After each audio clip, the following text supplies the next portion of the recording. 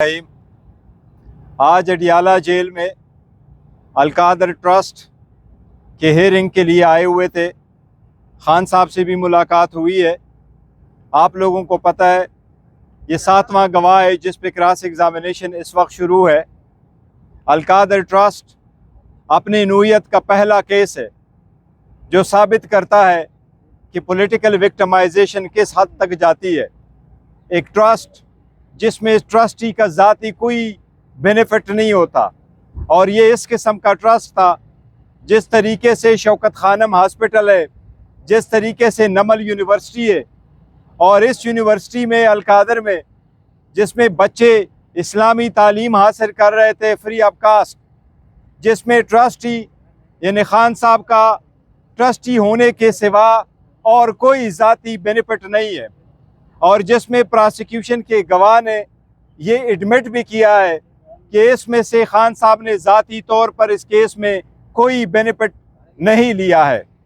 इस किस्म के केस हमारे चल रहे हैं। कई घंटे हमें लगते हैं कोर्ट में एंटर होने से। आज ऑलमोस्ट 1.5 किलोमीटर हमें पैदल जाना पड़ा। हमारी गाड़ियों की भी इजाज़त नहीं दी गई, और इसके बाद हाई कोर्ट भी जा रहे हैं। हाई कोर्टों में भी ये केसेस पेंडिंग है।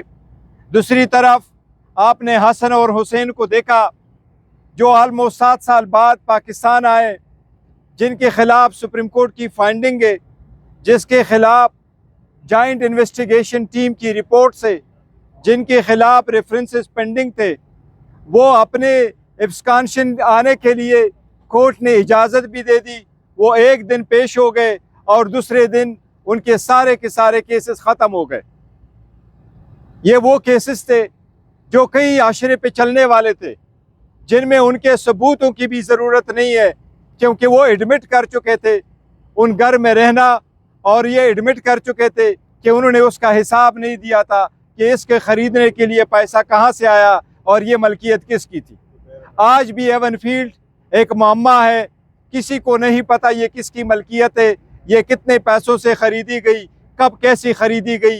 ये आज भी ये मामला हल नहीं हुआ है, जबकि इसमें इन्वॉल्व सारे जो एलिमेंट्स थे, सारे कैरेक्टर्स थे, वो इक्विट भी हो गए।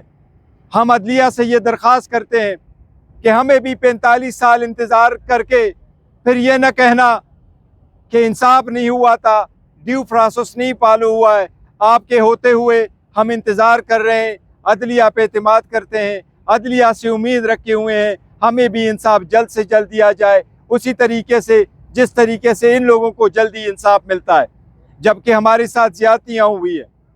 साथ ही साथ खान साहब के साथ आज पॉलिटिकल मामलात पे भी बात हुई है, और पॉलिटिकल मामलात पे अफ़गानिस्तान के सिचुएशन पे भी बड़ा कंसर्न है। अफ़गानिस्तान के साथ ऐसे मामलात कभी PTI के दौर में नहीं हुए, इसलिए हम समझते हैं कि यह हुकूमत की नाकिस फॉरेन पॉलिसी की वजह से, नाकिस पॉलिसी की वजह से ये सारे खदशात ऐसे आते हैं। हम उम्मीद करते हैं कि इंशाअल्लाह पाकिस्तान के दिफा में कोई कसर नहीं रखी जाएगी, और हमारे फोर्सेस हमतन पाकिस्तान के दिफा में मजबूत है।